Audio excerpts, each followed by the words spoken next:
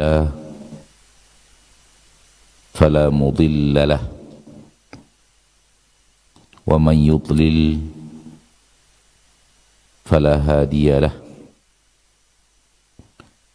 أشهد أن لا إله إلا الله وحده لا شريك له وأشهد أن محمدا عبده ورسوله صلى الله عليه وعلى آله وأصحابه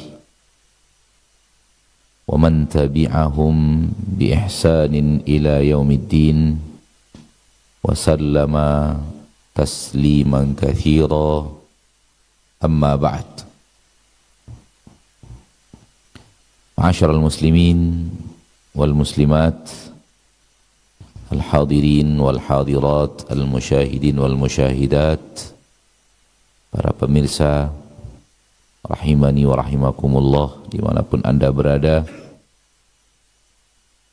mari kita bersyukur kepada Allah Jalla fi'ulah yang agung dan mulia di ketinggiannya, tinggi secara kedudukan, keagungan, dan tinggi secara zat, dan tinggi secara kemampuan untuk menundukkan apapun dan siapapun, sehingga tidak ada yang lebih tinggi dari Allah secara zat, dan tidak ada yang lebih tinggi daripada Allah secara kemuliaan dan kedudukan. Dan milik Allah lah seluruh ketinggian, Rabbul Izzati wal Jalalah. Salawat dan salam kepada Nabi kita tercinta, Rasul kita yang mulia, Muhammad bin Abdullah sallallahu alaihi wasallam, An-Nabiyul Huda wa Rasulul Mujtabah, yang telah diutus oleh Allah Tabaraka wa Ta'ala untuk membawa risalah Allah dan menyampaikan kepada manusia apa yang Allah ingin sampaikan kepada manusia. Maka seluruh yang diterima oleh Rasul sallallahu alaihi wasallam dari Allah, dan Allah ingin apa yang diterima Rasul ini disampaikan kepada manusia, maka semuanya telah disampaikan oleh Rasulullah sallallahu alaihi wasallam.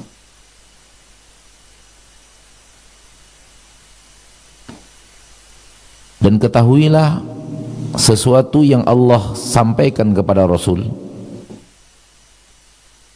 yang Allah perintahkan Rasul untuk menyampaikan semuanya kepada kita, itu hanyalah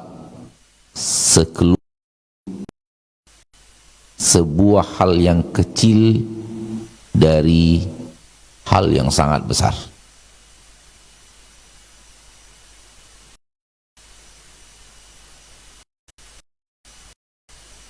Apa yang Allah sampaikan kepada Rasul, lalu Rasul sampaikan kepada manusia, itu hanyalah hal yang sangat kecil dibanding hal yang besar, yang sangat besar, yang manusia tidak tahu tentangnya.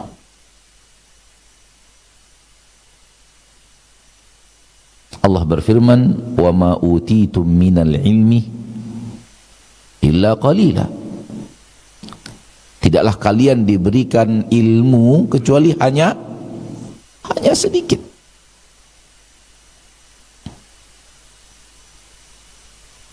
Oleh karena itu manusia tidak boleh merasa tahu segala-galanya. Oleh karena itu manusia tidak boleh punya ketamakan semuanya harus ada jawaban. Karena apa yang Anda tahu adalah sekelumit kecil, yang sangat kecil dari apa yang ada di makhluk Allah yang sangat besar.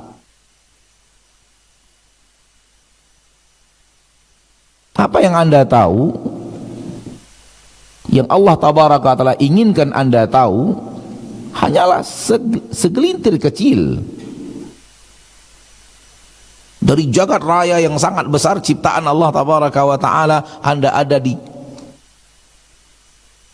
bumi yang sangat kecil, dan itu pun tidak Anda kuasai bumi itu.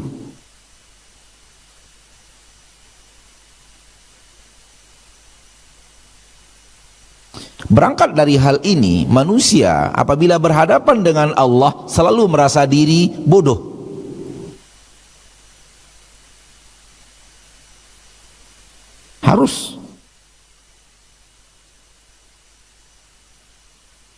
Harus merasa diri tidak tahu. Apa yang saya tahu hanya sekelumit kecil dari apa yang ada dari ciptaan Allah yang sangat besar ini. Bumi yang dibandingkan langit hanyalah sebuah lempengan logam di padang pasir. Manusia tidak bisa menguasai ilmu, mengetahui ilmu tentangnya secara totalitas.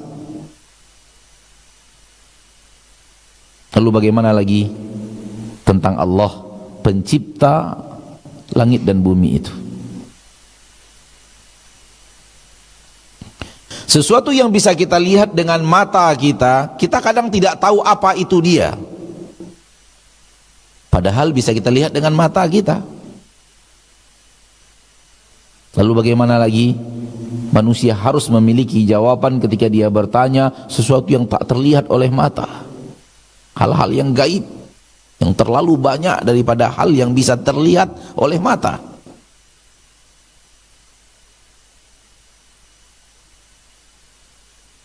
Manusia tahu angin, tapi manusia tidak tahu bagaimana angin itu. Manusia tahu akal, namun manusia tidak tahu bagaimana kaifiatnya akal. Manusia tahu ruh, namun manusia tidak tahu bagaimana sih sebenarnya ruh itu, manusia tidak tahu. Oleh karena itu, merupakan sebuah akidah jazimah yang sangat kuat, yang sangat kokoh, pondasi di antara pondasi akidah Ahlus Sunnah. Jangan manusia itu ingin tahu kaifiatnya Allah.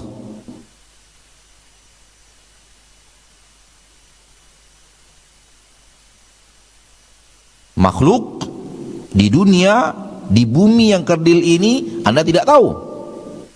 Anda ingin tahu pencipta langit dan bumi secara kaifiat.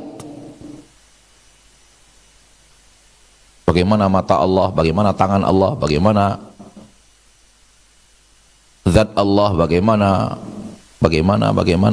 ingin tahu kaifiatnya. Campakkan keingintahuan itu.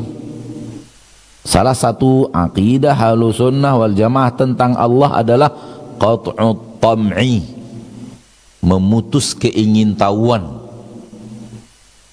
Keingintahuan itu harus diputus.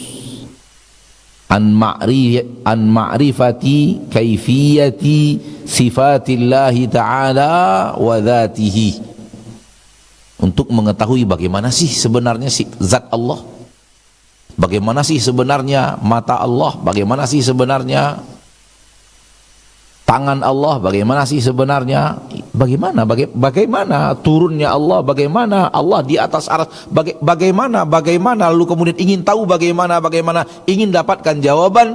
Ini bukan akidah Ahlus Sunnah.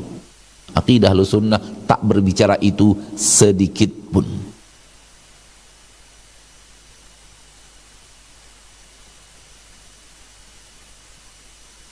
Maka ketika kita mengatakan Allah memiliki zat, ketika Rasul mengatakan berfikirlah tentang makhluk ciptaan Allah, jangan berfikir tentang zat Allah. Kita yakini Allah punya zat, namun kita tidak tahu bagaimana zatnya Allah. Nggak tahu. Bagaimananya nggak tahu, tapi Allah punya zat. Allah punya apa? Zat. Tahukah kita bagaimana zatnya Allah? Zat makhluk saja, Masya Allah, tabarakallah. Zat angin kita susah untuk mengetahuinya, zat akal susah kita untuk mengetahuinya, zat ruh kita payah untuk mengetahuinya, dan banyak lagi zat lainnya, termasuk sinyal adalah zat. Makhluk ciptaan Allah, dia memiliki zat, namun bagaimananya kita tidak tahu.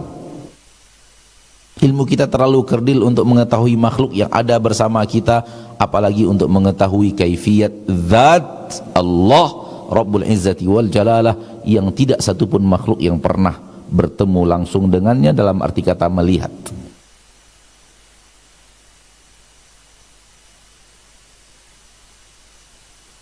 Maka tanamkan di dalam hati kita, ma'asyarul muslimin, ma'asyarul muslimat, tentang Allah. Kita bicara Allah, namun kita bicara makna yang dibicarakan Allah tentang dia, bukan kaifiyatnya dia. Maknanya kita imani, kaifiyatnya kita tidak tahu. Allah punya zat, iya, kita tahu makna zat. Sesuatu yang ada, sesuatu yang ada. Namun bagaimana? Nggak tahu kita. Nggak tahu. Kenapa? Ini sudah zatnya Allah yang sangat gaib, dan Allah tidak pernah memberitahu kepada kita di dalam Al-Quran bagaimana zatnya. Allah tidak pernah memberitahu kepada kita dalam Al-Quran bagaimana zatnya, dan Rasul tidak pernah memberitahu kepada kita bagaimana zatnya, dan tak ada satu makhluk pun yang pernah bertemu dengan Allah, melihat zat Allah dan memberitahu kepada orang lain bagaimana zatnya Allah itu.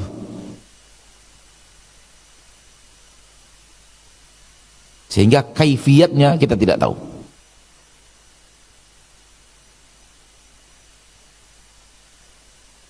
Kalau ada orang membilang kepada antum, kalau ada orang bilang kepada antum, ini hanya ilustrasi saja. Ada ayam Papua, tapi tak sama dengan ayam seperti kita. Dia ayam juga, tapi agak beda dengan ayam-ayam kita yang lainnya yang kita ketahui. Oke? Ini ilustrasi. Ada ayam ditemukan baru, ayam Papua di tengah hutan Papua, ayam, jenis ayam, tapi tidak sama dengan ayam-ayam kita yang sekarang, yang sudah kita ketahui. Ini ada ayam Bangkok, ada ayam ini yang kita ketahui sekarang. Dia jenisnya ayam, tapi apa?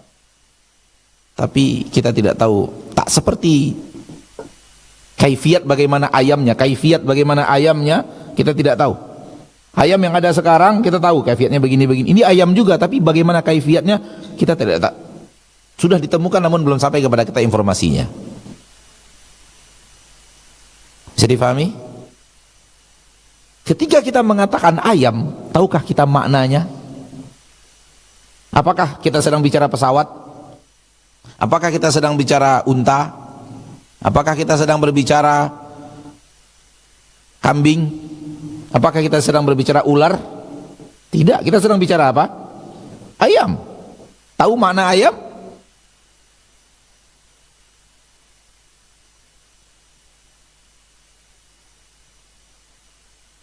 Tahu maknanya. Namun bagaimana kaifiatnya? Bentuk kakinya seperti apa? Tinggi kakinya seperti apa? Tinggi lehernya apakah pendek atau panjang, atau apakah sayapnya lebih lebar daripada ayam-ayam yang lainnya? Ataukah dia punya kuku yang lebih banyak daripada kuku yang lainnya? Apa namanya itu di belakang ayam itu untuk bertempur itu, apa namanya itu? Ya pokoknya itulah. Bahasa kitanya apa? Taji ya. Yang di bagian belakang ayam yang ada kukunya itu untuk mereka bertempur biasanya. Biasanya ayam jantan punya kukunya berapa? Satu kanan, satu kiri. Ya mungkin saja dia punya 5 gitu misalnya. Mungkin saja dia punya 5, nggak tahu, karena belum sampai kepada kita bagaimana bentuknya. Tapi kita telah diinformasikan adanya ayam ditemukan di kedalaman hutan yang sangat dalam sana, ketika mereka orang-orang yang serba aneh, serba nyeleneh itu nyari kerjanya gitu, sehingga nggak sholat. Nyari ke dalam laut, nyari ke dalam hutan, nyari ke dalam apa yang dicarinya. Tapi enak ragu, kayaknya nyari emas kayaknya dia. Cuman dibungkus menjadi ilmu pengetahuan mencari benda. Allah. Karena sangat sulit untuk memahami orang yang mau masuk hutan, bertemu harimau segala macam hanya untuk menemukan satu atau dua jenis yang belum ditemukan oleh ilmu pengetahuan manusia.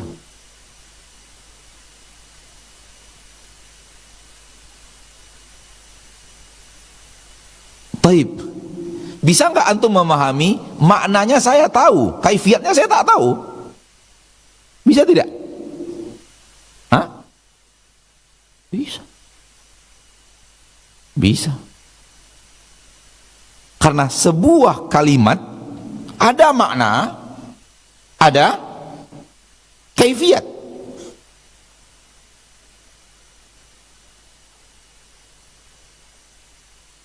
Ada makna, ada kaifiat. Allah ketika bicara kita di dalam Al-Quran, kita tahu maknanya. Makna tangan adalah tangan. Makna mata adalah mata. Makna wajah adalah wajah. Ketika Allah bicara mata, Allah tidak bicara telinga. Iya atau tidak? Wa yabqa wajhu rabbika dzul jalali wal ikram. Yang tersisa hanyalah wajah Rabbmu. Ada wajah.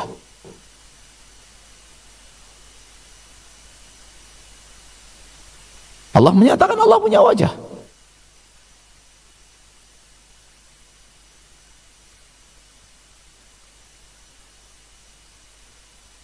Bal yadahu mabsutatani, kedua tangan Allah terbentang. Kita mau tahu makna tangan, kita mau tahu makna apa? Terbentang. Maknanya kita tahu. Dan makna itu diwajibkan untuk diimani. Karena Allah tidak sampaikan kepada kita sesuatu yang tidak jelas. Sebahagian orang tidur atau tidur?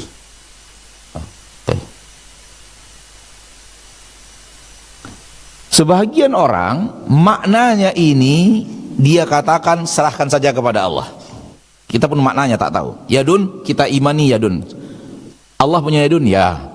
Apakah yadun itu maknanya tangan? Tidak tahu, saya serahkan kepada Allah. Enggak tahu yadun itu apa. Ada di dalam Al-Quran wajhun, tangan, ainun, mata. Saya beriman Allah punya ainun.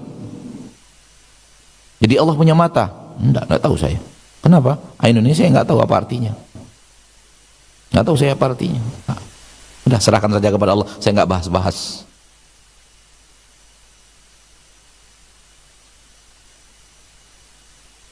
Di dalam hadis yang sahih, Allah meletakkan kakinya di neraka. Hadisnya sahih dari Nabi kita tercinta. Iya, saya beriman Allah punya qadam. Apakah maknanya kaki? Ya, enggak tahu saya. Serahkan aja kepada Allah. Entah apa maknanya saya enggak tahu. Serahkan kepada Allah. Ini mereka sebut dengan menyerahkan kepada Allah. Dan sebahagian orang mengira ini adalah akidah ahlu sunnah. Serahkan saja kepada Allah, kita tidak tahu. Sehingga kalimat yadun menjadi suatu hal yang tidak punya makna. Kalimat wajhun menjadi kalimat yang tidak punya makna. Kalimat sakun yang ada di dalam Al-Quran menjadi sebuah kalimat yang tidak ada makna. Kalimat qadam yang ada di dalam hadis menjadi sesuatu yang tidak ada makna. Kalimat turun yang ada di dalam hadis menjadi sesuatu yang tidak punya makna. Kalimat menjadi sesuatu yang tidak punya makna. Tidak punya makna. Itu hanya bagaikan sebuah bahasa Inggris atau bahasa Belanda atau bahasa Jepang, kita menyebutnya namun kita tidak tahu artinya. Ini akidah batil. Ini akidah apa? Batil. Karena Al-Quran adalah kitab petunjuk, kitab hudan, kitab yang diturunkan untuk memberikan petunjuk kepada manusia. Mustahil di dalamnya ada kalimat tanpa makna. Mustahil. Mustahil.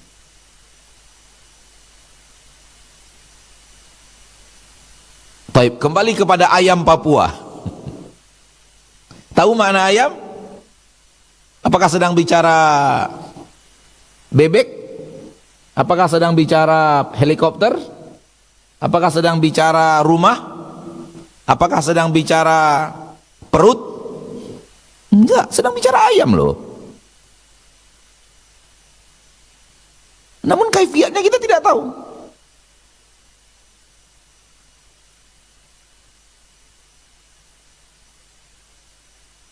Ada makna, ada kaifiat. Makna di dalam akidah Ahlussunnah ditetapkan. Apa Allah punya tangan? Ya, Allah punya tangan. Bagaimana tangan Allah? Enggak tahu. Enggak tahu. Bagaimana? Enggak tahu. Saya enggak tahu bagaimananya.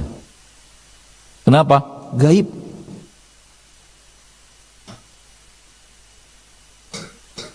Saya tak pernah lihat.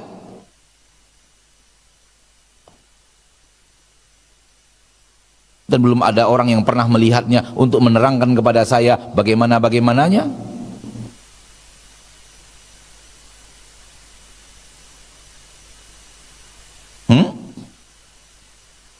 Seperti ayam Papua tadi.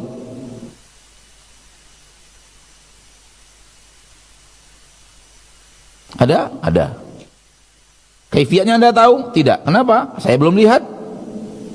Dan belum ada orang yang melihat langsung, yang menceritakan kepada saya, sehingga saya bisa menggambarkan bagaimananya.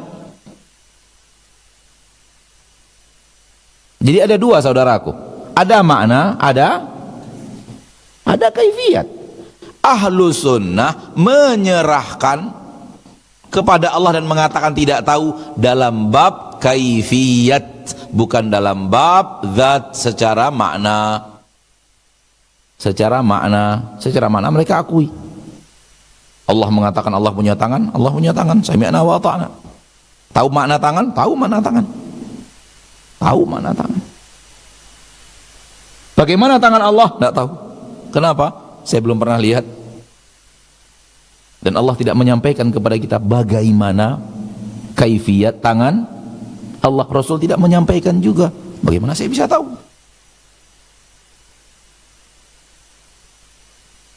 Allah turun? Ya, Allah turun. Rasul yang mengatakan Allah turun. Sami'na wa ata'na. Berarti Allah turun dong? Iya. Lalu bagaimana turunnya Allah? Nggak tahu saya bagaimana turun. Bagaimana turunnya Allah? Saya nggak tahu.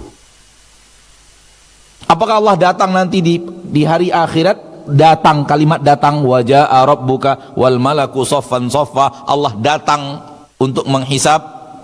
Setelah Nabi Muhammad SAW berdoa kepada Allah, setelah manusia minta syafaat kepada para nabi dan para nabi menolaknya, lalu mereka minta syafaat kepada Nabi Muhammad SAW, maka Nabi Muhammad SAW yang berdoa kepada Allah, meminta Allah datang untuk menghisab, dan Allah datang. Lihat kalimat datang. Allah datang. Allah datang. Waja'a rabbuka wal malaku soffan, dan Rabbmu datang dan malaikat dalam keadaan bersaf-saf, rapi sekali saf para malaikat. Malaikat penghuni langit pertama telah rapi safnya, penghuni langit kedua, penghuni langit ketiga, dan itu sudah dilihat oleh mata.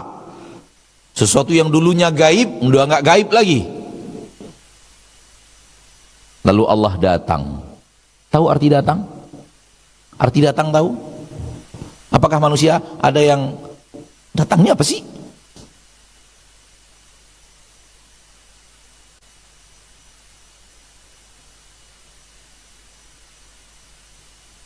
Orang Arab bilang kurumful. Orang Arab bilang kurumful. Orang Arab bilang kurumful. Saya sengaja mencari sebuah kalimat dalam bahasa Arab yang antum tidak tahu artinya.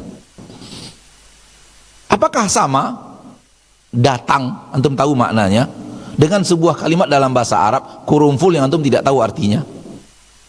Kurumful kata orang, kurumful kata kita. Entah apa yang kurumful itu? Artinya saya kita tidak tahu. Nggak sama kan?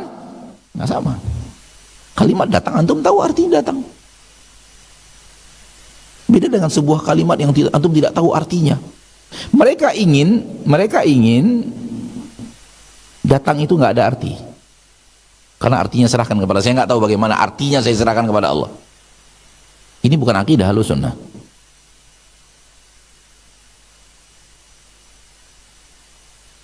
Akidah Ahlussunnah meyakini makna datang, meyakini makna turun, meyakini makna marah, meyakini makna murka, meyakini makna tangan, meyakini makna wajah, meyakini makna mata. Kaifiyatnya Allahu alam, nggak tahu. Kaifiyat yang diserahkan kepada Allah. Bagaimana kaifiyatnya? Allahu alam. Kaifiyat saya nggak tahu.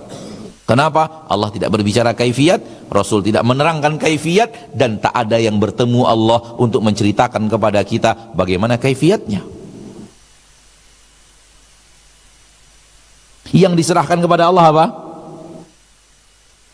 Kaifiyatnya. Lihat perkataan Imam Malik, al-istiwa'u ma'lum. Kalimat istiwa itu hal yang jelas diketahui. Secara apa? Secara makna. Berada di atas istiwa alal arsh. Istiwa itu kalimat yang diketahui, semua orang tahu makna di atas. Yang ada di dalam makna istiwa dalam bahasa Arab. Allah di atas arsh. Tahu mana di atas? Tahu mananya. Kaifiyatnya bagaimana? Wal kaifu majhul. Bagaimana kaifiyat? Bagaimana wal kaifu? Bagaimana kaifiyat Allah di atas arsh? Majhul, nggak ada yang tahu. Serahkan saja kepada Allah. Bagaimana kaifiatnya kita tidak tahu. Allah tidak berbicara kaifiatnya, Rasul tidak berbicara kaifiatnya, tak ada orang yang melihat kaifiat Allah berada di atas aras, sehingga kita tidak bicara kaifiat sedikit pun.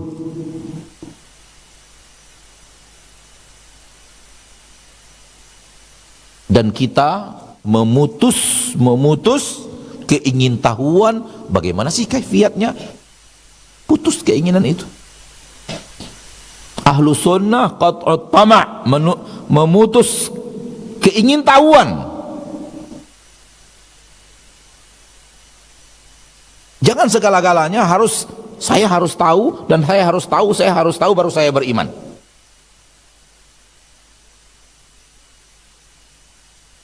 Kalau saya tak tahu, saya tak mau beriman.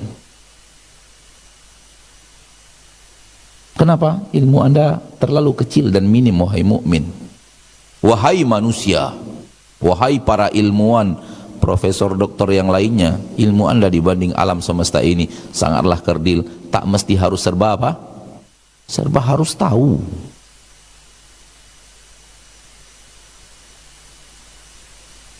Dan inilah manusia zaman sekarang yang merasa ilmu mereka bisa mengungkap segala-galanya.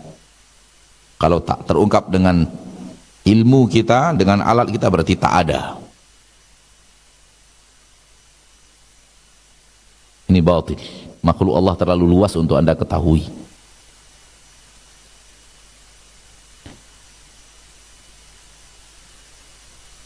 Lalu kemudian datanglah orang yang menemukan ayam Papua tadi, datang ke tempat kita, lalu dia terangkan ayam itu kayak begini.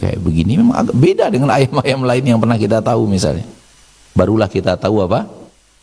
Kaifiyat. Setelah datang kepada kita orang yang melihat langsung ayam Papua.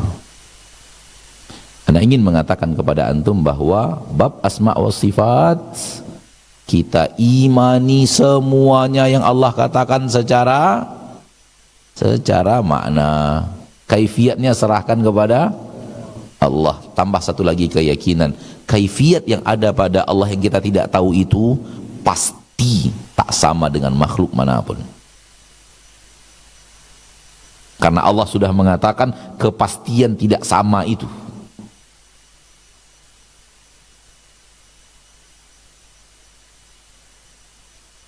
Tangan Allah, tahu maknanya? Tahu. Tahu kaifiatnya? Tidak tahu. Sama dengan tangan makhluk? Mustahil.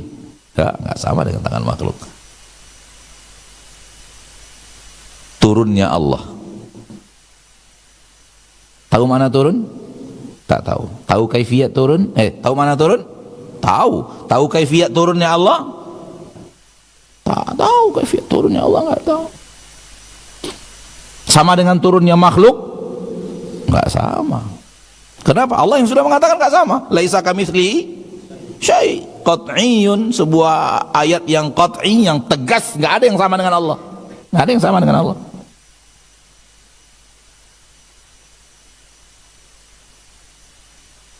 Inilah akidah Ahlussunnah, inilah akidah para sahabat, inilah akidah para tabi'in, inilah akidah para asba'ut tabi'in, inilah akidah Imam Syafi'i, inilah akidah Imam Ahmad, inilah akidah generasi umat Islam salaf. Bukan menolak apa yang Allah katakan tentangnya, kemudian kalaupun diterima sebahagian saja yang diterima, yang lainnya tak bisa diterima.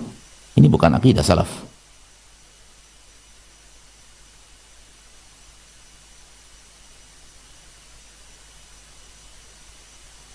Mengimani,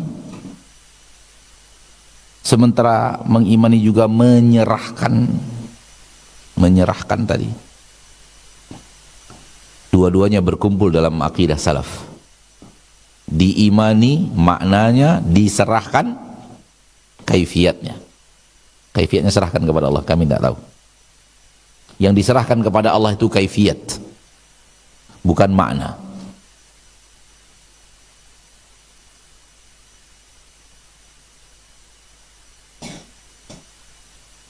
Langit dan bumi di dalam genggaman Allah di hari akhirat. Setelah dihancurkan dunia ini beserta isinya, Allah menggenggam langit dan bumi. Tahu menggenggam, makna menggenggam? Tahu makna menggenggam? Tahu. Tahu kaifiyat menggenggamnya Allah? Tak tahu. Tak tahu kaifiatnya. Kita nggak ngomong kaifiat sedikit pun, tak memikirkan kaifiat sedikit pun, tak ingin tahu kaifiat sedikit pun, wajib tak boleh tahu. Karena itu gaib. Bagaimananya tak tahu kita. Namun kita tahu makna genggaman, digenggam langit dan bumi dalam genggaman Allah. Tahu kita maknanya. Ini bukan makna yang kalimat yang tak ada arti, tak ada makna, tak bagaikan sebuah bahasa yang tak datang dari mana, bahasa planet, bahasa orang luar angkasa yang kita tidak tahu artinya apa. Bukan itu, bukan. Ini kitab suci, kitab petunjuk.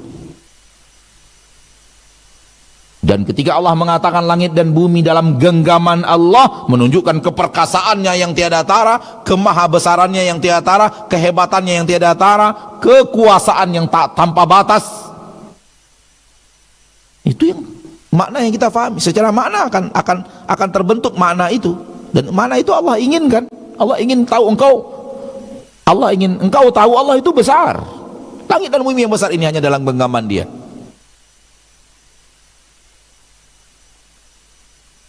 Dengannya Anda tahu keperkasaan Rabb yang Anda ruku dan sujud kepadanya. Dengannya Anda jangan macam-macam, berani-berani melanggar aturannya. Tapi Dia pengasih dan penyayang. Subhanallah, makna yang sangat terangkum dengan sangat sempurna, indah. Sesuatu yang ada tentang Allah. Berbeda kalau kita harus, saya nggak percaya, saya nggak mau meyakini, saya tidak mau meyakini Allah begini, saya tidak mau meyakini. Ada dalam Al-Quran, entahlah saya tak tahu, bingung saya. Nggak ada yang bingung, ini kitab petunjuk, ini bukan kitab bingung ini. Al-Quran ini kitab petunjuk. Nah, daripada repot-repot kita ngomong, udah serah saja kepada Allah semuanya. Nah, jadi akidah Ahlussunnah adalah memutuskan keingintahuan tentang apa? Kaifiyat zat Allah, kaifiyat sifat-sifat Allah, kaifiyatnya yang diserahkan kepada Allah, dan kita katakan kami tak tahu. Ditambahkan satu lagi, pasti tak sama dengan makhluk manapun, pasti tak sama dengan makhluk manapun, itu pasti. Walam yakun lahu kufuwan ahad, laisa kamitslihi syai', amrun qat'iyyun, suatu hal yang sangat pasti, Allah tak sama dengan makhluk. Allah marah, makhluk marah, tak sama marah Allah dengan makhluk. Allah datang, makhluk datang, tak sama datangnya Allah dengan datang makhluk. Allah punya tangan, makhluk punya tangan, tak sama tangannya Allah dengan tangannya makhluk. Allah turun seperti yang Nabi katakan, dan makhluk pun turun, namun turunnya Allah tak sama dengan turun makhluk manapun. Ini tambahan akidah, keyakinan kita tentang asma wa sifat, dan ini bahagian daripada keinginan kita duduk di majlis ini berbicara tentang Rabb kita yang dibicarakan oleh ulama-ulama kita yang ada di dalam Al-Quran, di dalam hadis, dan diterangkan kepada kita bagaimana memahaminya. Dan di zaman sekarang mulai banyak orang yang membicarakan, kemudian dengan mudahnya media sosial dalam genggaman membuat banyak orang bingung bagaimana cara memahaminya, sehingga berantuk-rantuk. Apa ya berantuk-rantuk itu, apa artinya? Itu bahasa kita, berantuk-rantuk, bertabrakan antara paham ustadz ini dengan paham ustadz itu, karena semuanya serba didengar. Bingung, ya Allah, bingung. Kenapa? Ilmunya belum dipelajari, informasinya telah didengarkan kiri dan kanan. Terjadilah apa? Kebingungan. Enggak, akidah Ahlussunnah jelas. Apa yang Allah katakan kita imani, karena dia punya makna yang jelas. Enggak ada orang Arab yang tidak tahu makna yadun. Enggak ada orang Indonesia yang tidak tahu makna tangan. Kita imani seperti yang Allah katakan. Kita pastikan tidak sama dengan makhluk manapun. Kita pastikan tak sama dengan makhluk manapun. Namun bagaimana kaifiatnya, serahkan kepada Allah. Ini 3 pondasi penting bab asma wa sifat. 3 pondasi penting bab asma wa sifat. Imani seperti yang Allah katakan. Imani secara makna seperti yang Allah katakan. Seperti yang Rasul katakan, imani secara makna, karena Al-Quran turun dengan bahasa yang jelas, bahasa Arab yang jelas, tidak samar-samar, tidak kalimat tanpa makna. Ini kitab petunjuk, ini bukan kitab, ini kitab petunjuk terhebat di permukaan bumi. Masa kitab petunjuk sesuatu yang tidak bisa difahami di dalamnya ada? Ini mustahil. Maka imani seperti yang Allah katakan, yang Rasul katakan secara makna. Pastikan tak sama dengan makhluk manapun. Imani tak sama dengan makhluk manapun, karena tidak ada persamaan antara Allah dengan makhluk. Jadi mengimaninya bukan berarti menyamakan. Mengimani tanpa menyamakan. Lalu yang terakhir, putuskan keingintahuan. Bagaimana sih sifat Allah itu? Bagaimana sih tangan Allah? Bagaimana keingintahuan manusia? Seperti yang tadi kita katakan, serba harus ingin tahu, harus dapat, harus mengerti, harus nampak, harus ada ilmunya, harus ada. Enggak. Sadari bahwa Anda terlalu kecil untuk mengetahui Allah yang maha besar secara kaifiat. Namun secara makna Allah telah turunkan kitabnya. Ia ingin Anda tahu seperti ini dia. Secara makna. Secara kaifiat, dia ingin Anda tak tahu siapa dia. Sekarang ini. Sampai saatnya di surga, ia perlihatkan wajahnya kepada penduduk surga. Semoga ada kita di sana. Amin. Ya Rabbal Alamin. Jadi 3 kaidah penting bab asma wa sifat. Pertama tadi apa? Imani seperti yang Allah katakan, seperti yang Rasul sampaikan. Imani apa yang ada dalam Al-Quran dan hadis tentang Allah. Imani semuanya secara apa? Secara makna. Pastikan tidak sama dengan makhluk manapun. Yakini bahwa itu tak sama dengan makhluk. Pasti tak sama. Ya, tapi tak pasti tak sama dengan makhluk manapun. Yang ketiga, kaifiatnya jangan bicarakan. Putuskan keingintahuan tentang kaifiat. Allah tak pernah menyampaikan kaifiatnya, Rasul tak pernah menyampaikan kaifiatnya, dan tak ada yang pernah melihat Allah untuk menyampaikan kepada kita kaifiatnya. Oleh karena itu kita nggak tahu kaifiatnya. Jangan pikir-pikirkan kaifiatnya. Enggak. Bagaimana tangan Allah? Bagaimana? Insya Allah gila. Insya Allah gila itu. karena memikirkan yang tak terfikirkan oleh akal manusia.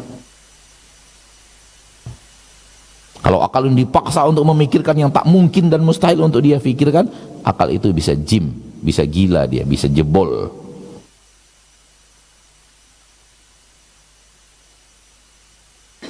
Dan ada manusia-manusia yang hidup di permukaan ini punya rumus akidah yang aneh-aneh, bertolak belakang dengan akal, tapi dipaksakan untuk difahami, dipaksakan oleh difahami, akhirnya gila. Ada. Kalau di kampung Anda terkenal itu kalimat-kalimat seperti itu. Jangan terlalu dalam ngadiri kajiannya, nanti bisa gila kamu. Tak mungkin kita petunjuk membawa kegilaan, itu mustahil. Tak ada seorang sahabat pun yang gila belajar agama. Berarti pelajarannya yang salah. Pelajarannya yang salah, akhirnya menjadi gila. Untuk menutupi, wah ini sudah jadi wali nih karena belajar agama, akhirnya gila. Berarti dia sudah dibawa ke alam yang lain karena rajin belajar tentang Allah. Maka ini wali, orang gila ini wali. Wali dari mana? Ilmunya salah, sehingga dipaksakan akal untuk belajar yang salah, akhirnya jebol itu akal. Gila tetaplah gila, tak ada wali Allah yang gila, dan tak ada seorang nabi pun yang gila. Dituding gila iya, tapi gila benaran enggak. Pelajaran kita pada hari ini secara kitab adalah Ar-Razzaq dan Ar-Raziq. Ar-Razzaq ada di dalam Al-Quranul Karim dan Ar-Raziq ada di dalam hadis, dan dua-duanya adalah nama Allah Subhanahu wa ta'ala. Ar-Raziq artinya pemberi rezeki, Ar-Razzaq artinya yang banyak memberi rezeki,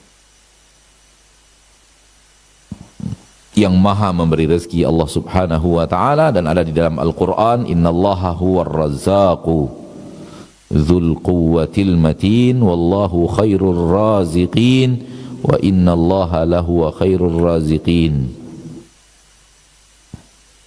Dan di dalam hadis Nabi mengatakan bahwa Allah itulah Ar-Raziq. Innallaha huwal khaliqul qabidul basitur raziq Al-Musa'ir. Sesungguhnya Allah Al-Khaliq, Al-Qabid, Al-Basit, Ar-Raziq. Dialah yang menentukan harga. Jadi dalam hadis ini Rasul menyebut nama Allah Ar-Raziq. Dan Allah itu yang menentukan harga. Di suatu hari di kota Madinah terjadi harga melonjak tinggi karena barang langka. Sudah merupakan sunnatullah di permukaan bumi, kalau kebutuhan suatu kebutuhan dan tiba-tiba Allah terjadi kelangkaan barang kebutuhan itu, maka harganya naik. Itu juga terjadi di zaman Rasul kita tercinta sallallahu alaihi wasallam. Maka para sahabat datang kepada Nabi SAW, ya Rasulullah, harga barang sudah melonjak tinggi, tolong batasi ya Rasulullah, harga ini jangan sampai melonjak tinggi, buat batasan, nggak boleh dijual lebih daripada ini misalnya, untuk barang-barang keperluan harian masyarakat. Ini yang dikatakan oleh Nabi SAW, Allah yang Razik, dialah yang menentukan harga, saya nggak bisa. Nabi menyebut nama Allah Ar-Razik dalam hadis ini, dan saya ingin bertemu dengan Allah dan tak ada seorang pun yang menuntut kezoliman yang saya lakukan kepadanya, baik dalam harta atau dalam darah. Baik dalam darah atau dalam harta. Kalau ditentukan oleh Nabi, beras tak boleh dijual kecuali beras. Kurma tak boleh dijual kecuali dengan harga paling tinggi segini. Bisa terjadi penzoliman. Ada pedagang yang membelinya ternyata lebih mahal. Sehingga kalau harus dijual dengan harga itu terjadi apa? Terjadi penzoliman. Maka Rasul tidak mau menentukan harga seperti itu, harga-harga yang seperti itu, bahan-bahan kebutuhan harian, dimintakan kepada Nabi untuk menentukan harganya, maka Nabi tidak menentukan harganya. Biarkan Allah Ar-Razik yang menentukan harga. Di sini ada, kita yakini nama Allah Ar-Razzaq dan nama Allah Ar-Razik, dan dia punya makna. Maknanya apa? Memberi. Kok memberi rezeki?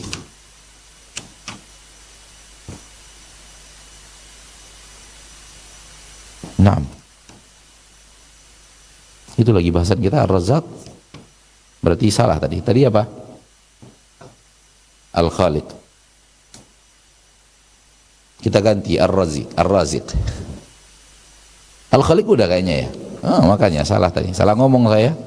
Dan tiba-tiba tim juga salah tangkap karena saya salah ngomong mungkin, atau saya ngomongnya benar, yang itu salah tangkap. Pelajaran kita Ar-Raziq bukan Al-Khaliq. Tinggal rubah judul aja. Pelajaran kita adalah Ar-Raziq dan Ar-Razzaq. Al-Khaliq sudah kita pelajari sebelumnya.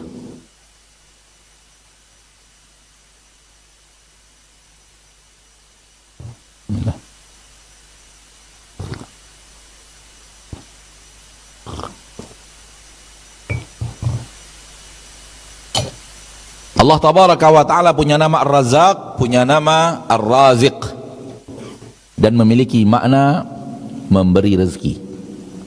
Allah memberi rezeki, Allah memberi rezeki, Allah memberi rezeki. Dan segala yang berhubungan dengan sesuatu tentang Allah sempurna, maka kesempurnaan dimiliki oleh Allah dalam memberi rezeki. Allah menjamin seluruh yang hidup dan mau berjalan mencari rezeki dapat rezeki. Allah menjamin itu. Allah menjamin. Wa ma min dabbatin fil ardi illa 'ala Allahi rizquha, dan tidak ada yang bergerak di permukaan bumi mencari rezeki, tak ada yang bergerak di permukaan bumi mencari rezeki melainkan kewajiban atas Allah memberikan rezeki kepadanya. Allah mewajibkan itu kepada dirinya. Allah mewajibkan itu kepada dirinya. Anda bergerak mencari rezeki, saya akan berikan rezeki. Anda bergerak mencari rezeki, saya akan berikan rezeki itu. Jaminan dari Allah tabaraka wa ta'ala. Oleh karena itu, wahai makhluk, wahai manusia, jangan pernah frustasi tentang rezeki. Jangan pernah frustasi tentang rezeki. Rezeki saya nanti bagaimana ya? Rezeki anak saya nanti bagaimana ya? Jaminan dari Allah, asal dia bergerak mencari rezeki, rezekinya dapat. Jaminan dari Allah, pencipta langit dan bumi. Ini akan memberikan irtiyah, ini akan memberikan rasa nyaman. Rezeki saya ada, dan akan datang kepada saya rezeki saya itu pasti. Kalau saya berjalan mencari rezeki.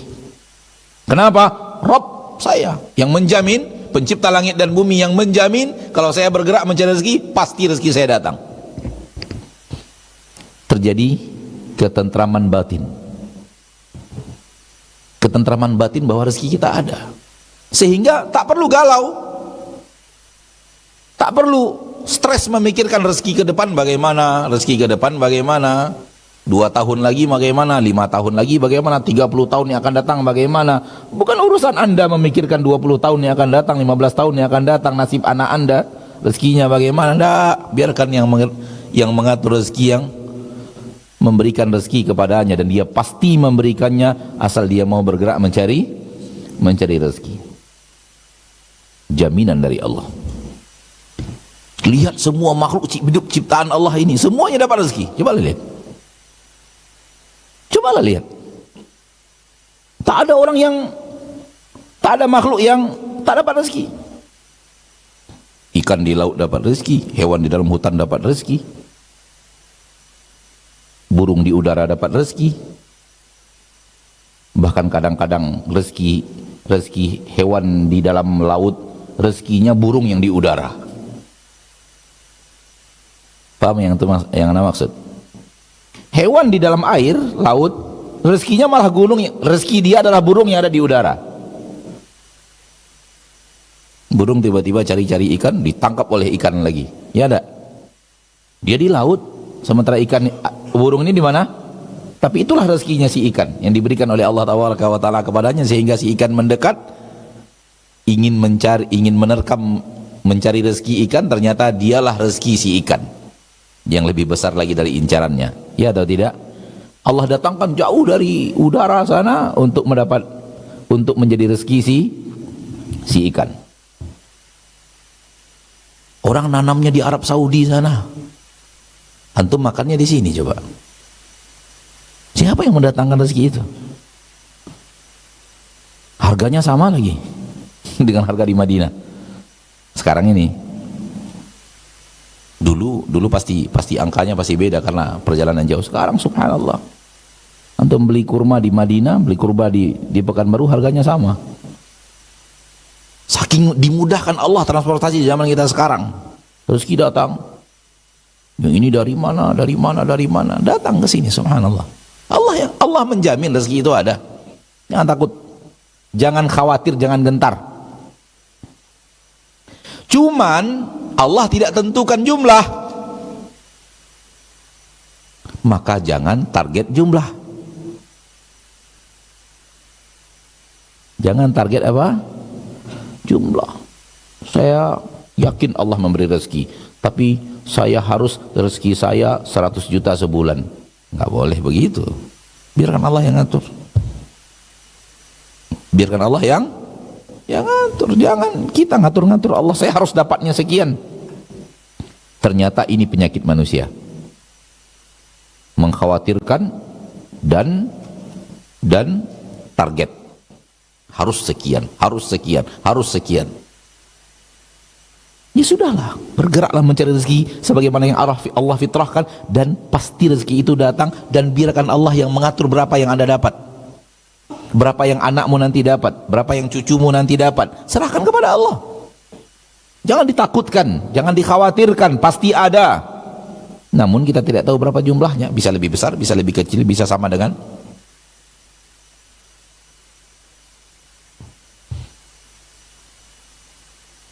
Maka banyak orang sekarang mulai mengkhawatirkan rezeki, larikan kepada nama Allah Ar-Razzaq. Allah itu pemberi rezeki. Jangan khawatir. Nanti bagaimana. Takkan berhenti rezeki engkau kecuali berhentinya ajalmu. Takkan berhenti rezekimu kecuali berhentinya ajalmu berhenti, baru berhenti rezeki. Habis. Kalau Anda memiliki kemuliaan di sisi Allah, Anda dapat rezeki yang lebih hebat lagi nanti setelah kematian.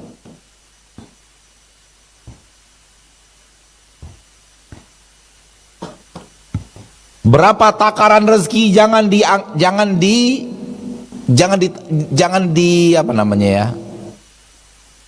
menjadi pusat berapa takarannya, biar Allah yang nakar, karena Allah yang maha tahu dengan takaran-takaran itu. Manusia ingin dunia ini lapang saja rezekinya, Allah katakan saya tidak menginginkan itu, karena kalau saya lapang rezeki manusia ini banyak berbuat dosa dan salah, dan banyak berbuat maksiat, menjadi orang yang kufur, menjadi orang yang zalim, menjadi orang yang tentang perenang dalam dosa. Kalau saya lapangkan rezeki di permukaan bumi, maka ada yang dilapangkan, ada yang disempitkan, dan semua itu Allah yang maha mengatur, Rabbul Izzati wal Jalalah, dan pasti diberikan rezeki, namun Allah yang mengatur jumlahnya. Sebagian Allah lapangkan, sebagian Allah sempitkan, dan semua itu keinginan Allah Tabaraka wa Ta'ala Rabbul Izzati wal Jalalah.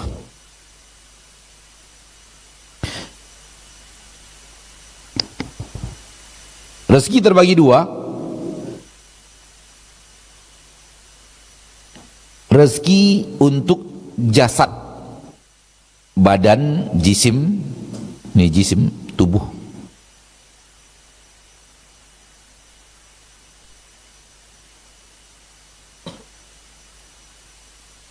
Rezeki untuk badan. Rezeki untuk jasmani, jasad. Mulai dari makanan, minuman, pakaian, pasangan, perumahan, kendaraan, simpanan, apa lagi? Perusahaan, perkebunan, pertanian, keturunan, pangkat dan jabatan, ketenaran. Ini semua zahir. Itu hanya untuk badan ini semua. Rezeki zahir.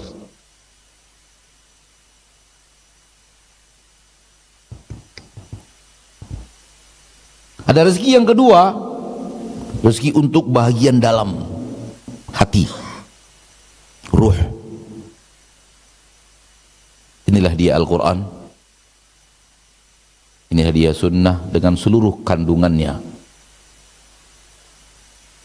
Inilah dia hidayah, inilah dia ketentraman jiwa beribadah kepada Allah. Inilah dia sifat tawakal, inilah dia sifat sabar, inilah dia husnudzon, inilah dia jiwa yang ingin mendekat kepada Allah. Inilah dia orang yang ingin belajar ilmu agama, ingin memahami agama. Inilah dia orang yang dekat dengan Al-Quran, membaca Al-Quran, mendapatkan rezeki yang bukan rezeki tadi, berbeda dengan rezeki yang tadi. Yang ini itu juga rezeki, yang ini juga rezeki.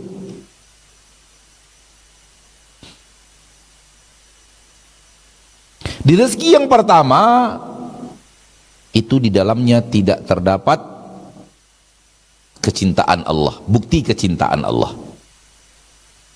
Di dalamnya tidak terdapat bukti kecintaan Allah. Tapi pada rezeki yang kedua, bukti Allah cinta.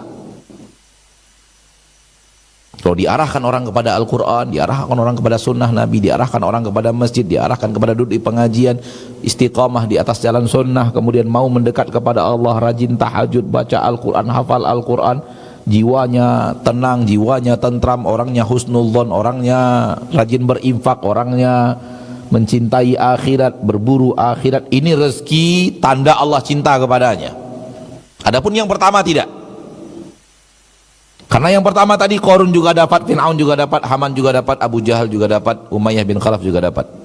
Dan yang semisal dengan mereka dari para pemimpin-pemimpin dunia yang tidak beriman, dari para miliarder dunia yang tidak beriman kepada Allah dan Rasulnya, Allah berikan kepada mereka bukti bahwa Allah tidak cinta, bukan itu bukti cinta Allah kepada mereka. Namun kesalahan manusia berada pada titik bahwa merasa itu bukti Allah sayang. Kesalahan manusia berada di situ, merasa bahwa kalau sudah diberikan harta yang lapang, sudah diberikan kekayaan yang panjang, yang luas, sudah diberikan pangkat dan jabatan yang tinggi, itu buktinya Allah sayang banget sama dia. Enggak. Sayangnya adalah kalau Allah memberikan kepadanya rezeki apa? Rezeki yang untuk hati. Itu bukti Allah sayang.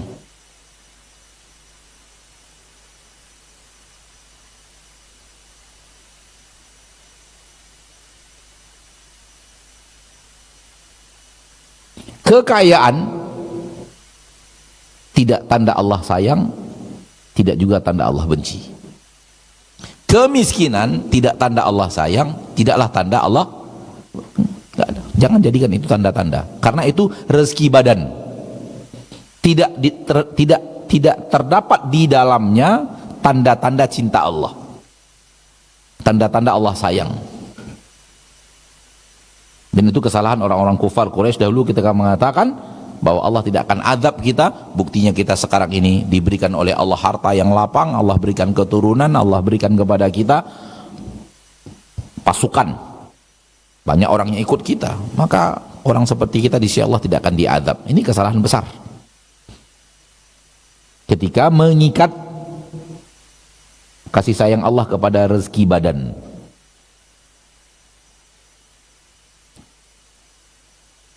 Perhatikan, sering Allah menciptakan zahir dan batin, zahir dan batin.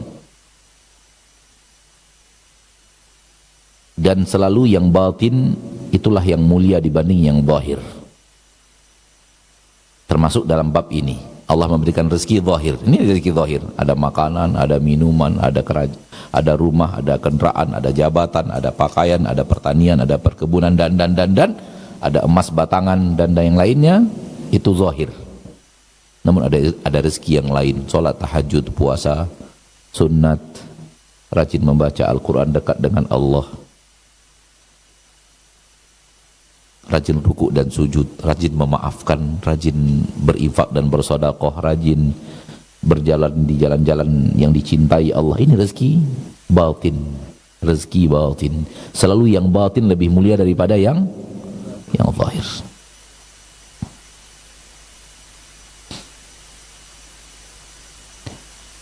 Allah menyebut bahwa Allah memberi rezeki kepada manusia, lalu menyuruh manusia melakukan ketaatan setelahnya.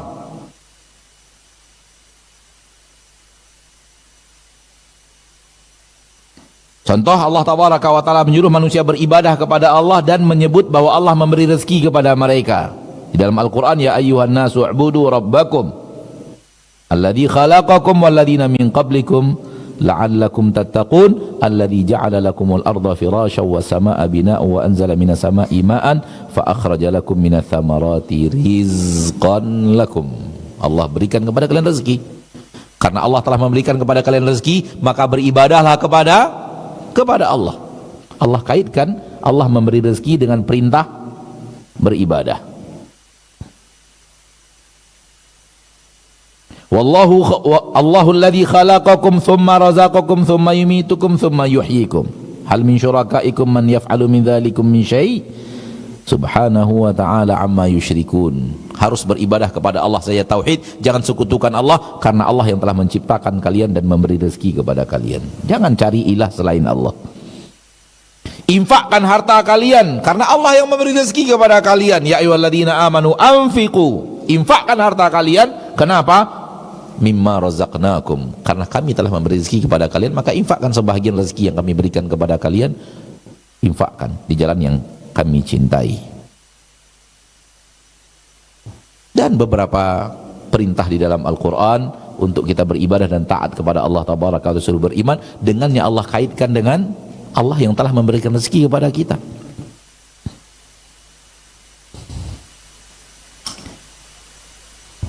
Apapun yang dilakukan Allah kepada makhluknya, semuanya benar dan tidak ada yang salah.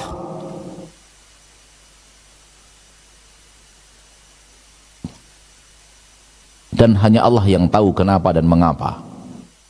Kenapa orang hebat, orang itu padahal jahat, kemudian bejat, kemudian pembunuh, lalu Allah lapangkan rezekinya. Kenapa begitu? Kenapa yang rajin ibadah ini Allah sempitkan rezekinya? Kenapa demikian? Itu tidak ada yang salah dan tidak ada yang keliru. Allah Maha tahu bagaimana dan kenapa. Jangan tanya kepada Allah, jangan kita harus tahu semuanya. Kenapa ini, kenapa begini, kenapa begini. Allah pasti keputusannya semuanya benar. Karena seluruh keputusan Allah larinya kepada salah satu di antara dua. Kalau tidak karena kasih dan sayang, kalau tidak karena keadilan. Imma Allah sayang kepadanya dan Allah berikan kepadanya, atau karena Allah adil lalu Allah menghukumnya. Dan kadang Allah menghukum dengan cara yang kita tidak pernah tahu. Boleh jadi Allah hukum dia karena Allah hukum dia dengan cara Allah banyakkan karyawannya. Allah hukum dia dengan cara Allah banyakkan karyawannya. Menurut kita Allah sayangi, padahal Allah ingin menghukumnya dengan Allah banyakkan karyawannya. Makin pusing, makin pusing, makin pusing, makin pusing. Bukankah pusing itu hukuman? Bukankah pusing itu hukuman? Cuman kita tidak pernah tahu, kita nggak ngerti, kita hanya melihat zahir. Oh, orang ini makin sukses, karyawannya makin banyak, perusahaannya makin besar, makin di mana-mana. Padahal kalau kita bertemu dia, kita akan tahu puyeng luar biasa, rumit, ruwet luar biasa hidupnya. Dan kalau dia bercerita bagaimana ruwetnya hidupnya, kita mengatakan naudzubillah, anak tidak mau menjadi orang seperti dia. Cuman manusia ini punya kesalahan tingkat tinggi, yaitu dia membayangkan harta orang dengan kadar apa ya? Dia membayangkan harta orang yang besar, yang banyak, yang dilapangkan oleh Allah dengan kadar kesempitan hidup dia sekarang. Semoga antum mengerti apa yang anda maksud. Bukankah hidup ini punya, kalau level kamu karyawan, maka tekanan hidup kamu segini. Kalau level hidup kamu adalah direktur, maka tingkat level tekanan hidup kamu seperti ini gitu. Paham maksud? Paham yang anda maksud ya? Ini yang anda maksud sekarang dengan tekanan beban. Kesalahan manusia adalah dia pikir harta manusia yang banyak dengan tekanan hidup level dia. Ini nggak nyambung saudaraku. Ini jaka sembung bawa golok ini. Dia sekarang punya, kita anggaplah kita bermain angka-angka sekarang biar antum paham yang Anda maksud. Rezekinya sekarang di angka 5 juta. Berarti pekerjaannya adalah ini, tekanan hidupnya cuma segini. 5 juta, sesuai dengan 5 juta, tekanan hidupnya sesuai dengan 5 juta. Dia pikirkan harta orang yang dapat bulannya sebulannya 500 juta dengan level tekanan karyawan 5 juta, nggak nyambung. Sehingga terlihatlah indah harta orang yang banyak, karena dia memikirkan harta orang yang banyak itu dengan level tekanan hidup dia yang cuma 5 juta gaji per bulan. Akhirnya terbayang, andai level, maksudnya begini, andai tekanan hidup saya seperti ini, harta saya sebanyak dia, oh alangkah indahnya, gitu loh maksudnya. Dia tidak tahu yang levelnya 500 juta itu tekanan hidupnya luar biasa parah daripada orang ini. Makanya selalu terlihat indah harta orang lain, karena kita menakar harta orang lain yang banyak dengan level tekanan hidup level kita, dan itu nggak nyambung. Fahami bahwa itu rezeki zahir. Rezeki zahir Allah berikan kepada orang yang taat, Allah berikan kepada orang yang bejat, Allah berikan kepada orang yang Allah cintai, Allah berikan kepada Fir'aun yang Allah murkai, dan Qarun yang Allah murkai. Itu bukan tanda Allah sayang, biarkan saja mengalir. Toh pada akhirnya makan nasi cuma satu piring. Toh pada akhirnya makan sate cuma satu bungkus. Toh pada akhirnya kalau sudah tidur nggak ada bedanya antara di atas aspal atau di atas alas yang harganya ratusan juta, nggak ada bedanya. Yang tidur ya sama-sama tidur aja. Sama aja nikmat tidur itu adalah sama, Allah bagi rata. Maka hiduplah dengan keyakinan bahwa Allah pasti memberikan saya rezeki dengan syarat saya mau mencari rezeki. Jangan saya yakin Allah memberi rezeki tapi rezekinya harus segini. Yang mengharuskan itu siapa? Anda ingin mengatur Allah? Ini yang salah. Ya udah jalan aja, mengalir aja, jalan mengalir. Harus cari rezeki, harus buka usaha, harus jualan, harus berkebun, harus bergerak, ya harus. Allah perintahkan. Namun Allah tidak pernah memberikan kepada kita harus sekian dapatnya.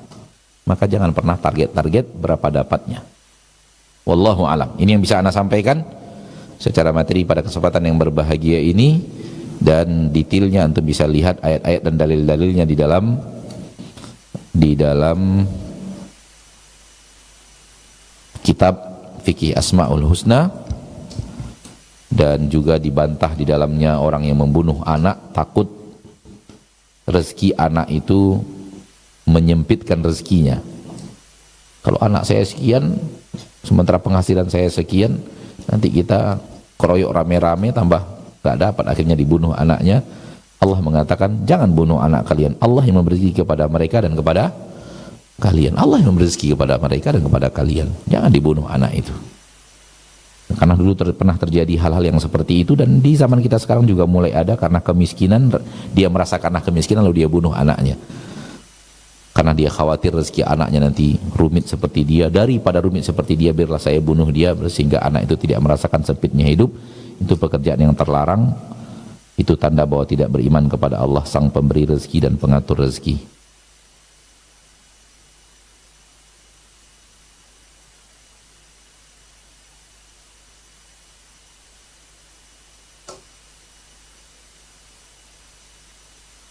Baik, demikian yang bisa kita sampaikan secara materi pada kesempatan yang berbahagia ini. Waktu yang tersisa kita gunakan untuk menjawab beberapa pertanyaan. Sallallahu wasallam wa baraka wa an'am ala abdihi wa rasulihi Muhammad. Baik, jazakallahu khairan Ustaz untuk materi kita di kesempatan pagi hari ini di pertemuan kita yang 43 mengenai subbahasan kita Ar-Razzaq dan Ar-Razik. Dan mudah-mudahan apa yang disampaikan oleh guru kita tadi bisa kita ambil ilmunya dan kita terapkan dan aplikasikan dalam kehidupan sehari-hari. Baik, Jemaah dan juga kaum muslimin para pemirsa Hasil TV, kita akan menjawab beberapa pertanyaan yang masuk di layanan WhatsApp kita. Dan untuk antum yang ingin bertanya langsung, silakan menuliskan pertanyaan di kertas dan disampaikan ke depan.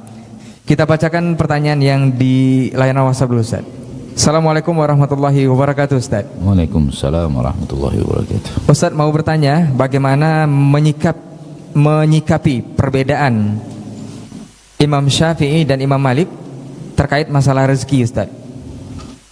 Imam Syafi'i mengatakan rezeki harus dengan usaha, sementara Imam Malik berkata cukup tawakal saja.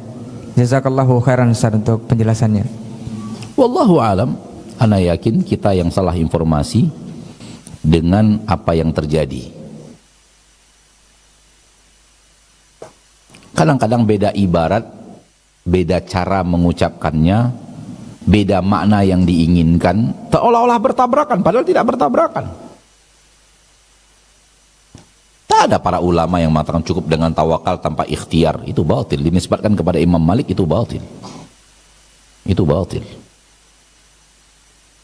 Namun kadang-kadang para ulama berbicara sebuah kalimat yang diinginkan beliau begini, dan kita yang salah faham akan kalimat itu. Rasulullah SAW menyuruh kita mencari rezeki, Allah menyuruh kita mencari rezeki. Tidak mungkin selevel Imam Malik mengatakan cukup dengan tawakal. Akan tetapi ada makna-makna yang diinginkan. Ada orang yang tidak sedang keras berusaha mencarinya, rezekinya datang karena Allah yang mengatur.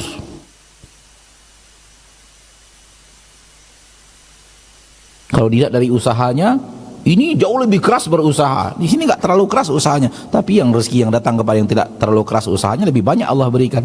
Biarkan Allah yang atur. Cukup dengan tawakal dalam arti kata tawakal kepada Allah dalam jumlah berapa yang diberikan. Bukan berarti Imam Malik mengatakan nggak ikhtiar. Siapa yang mengatakan itu?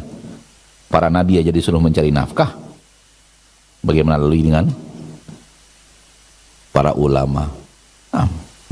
Tidak seperti yang Anda pahami bahwa Imam Malik seperti itu pemahaman beliau. Tidak.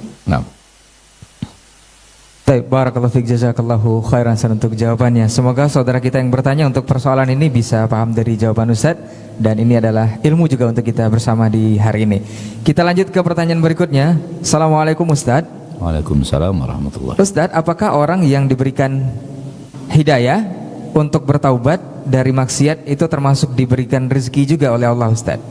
Nah, rasanya nggak perlu Anda jawab ya, karena keterangan tadi sudah jelas. Keterangan tadi sudah jelas. Hidayah ke jalan Allah itu rezeki yang hebat malah. Dengarkan seluruh yang Allah cintai di dalam Al-Quran, orang-orang yang Allah cintai. Kenapa Allah sebut? Karena Allah berikan hidayah kepada mereka. Kenapa Allah menyebut orang-orang yang ada di dalam surga bahwa itu Allah cintai? Karena Allah memberikan hidayah kepada mereka. Alhamdulillahilladzi hadana lihada, itu ucapan penduduk surga. Alhamdulillahilladzi hadana lihada wa ma kunna linahtadiya laula an hadana Allah. Tak mungkin kita dapat hidayah kalau bukan Allah memberikan hidayah. Alhamdulillah yang telah memberikan kita hidayah sehingga kita kemudian begini dengan hidayah yang Allah berikan, lalu kita diarahkan kepada kebaikan, dan sekarang Allah muliakan kita dan Allah masukkan kita ke dalam surganya, mendapatkan ini semua ini hidayah Allah.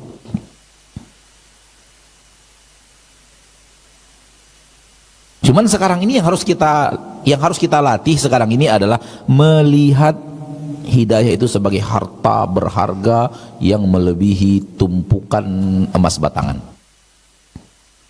Itu yang harus kita latih. Soal bahwa itu adalah rezeki yang lebih, yang apa tadi pertanyaannya? Rezeki yang, nah, rezeki yang diberikan Allah itu pasti. Cuman mata kita sering susah melihat yang batin, karena terlalu fokus melihat yang zahir.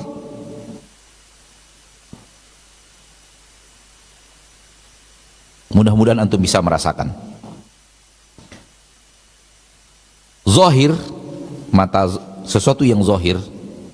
Kalau terlalu kita fokus kepada yang zahir ini, kita sulit untuk memandang yang batin.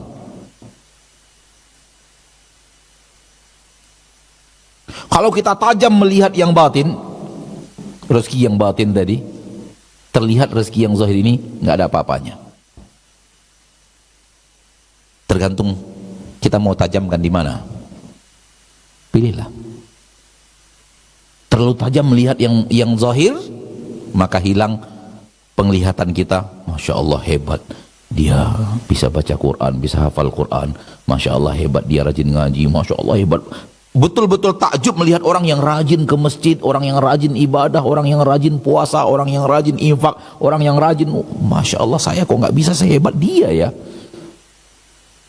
Dia mendapatkan nikmat yang luar biasa hebat dari Allah Tabaraka wa Taala dan saya tidak dapatkan. Tapi tidak dalam bentuk zahir ini tadi loh.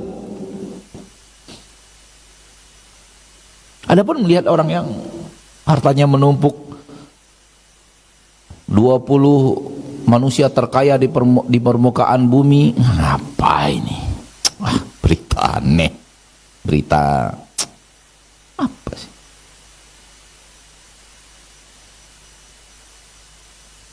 Kenapa sudah terlalu tajam untuk melihat yang di sini sehingga di sini tumpul? Pahami sebaliknya. Banyak manusia sekarang di sini yang terlalu tajam. Sehingga tabungan para artis dia tahu berapa jumlahnya. Mobil para artis tahu dia berapa jumlahnya. Rumah si fulan bagaimana bentuknya dia bisa terangkan. Bahkan sekarang itu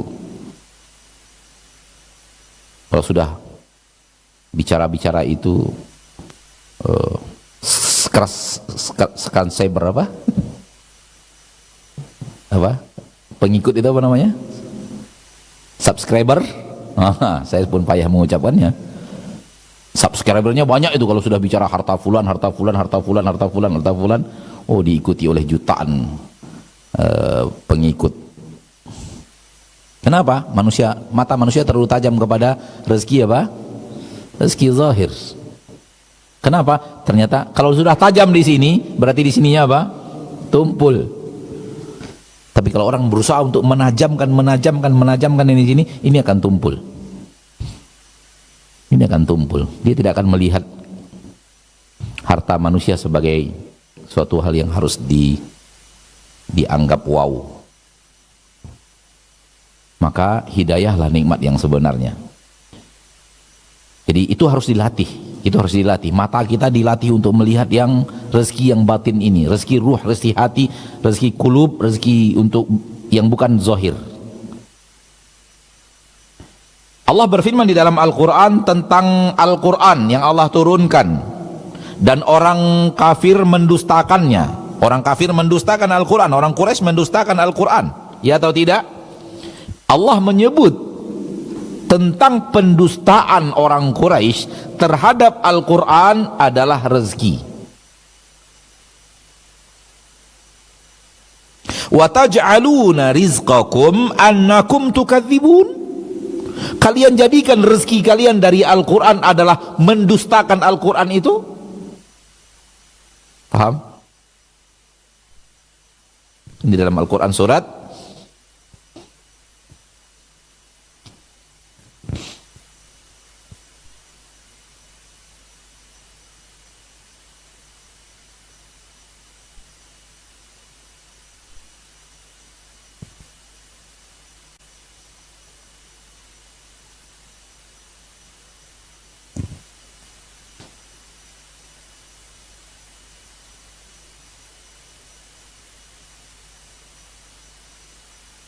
Surat Al-Waqi'ah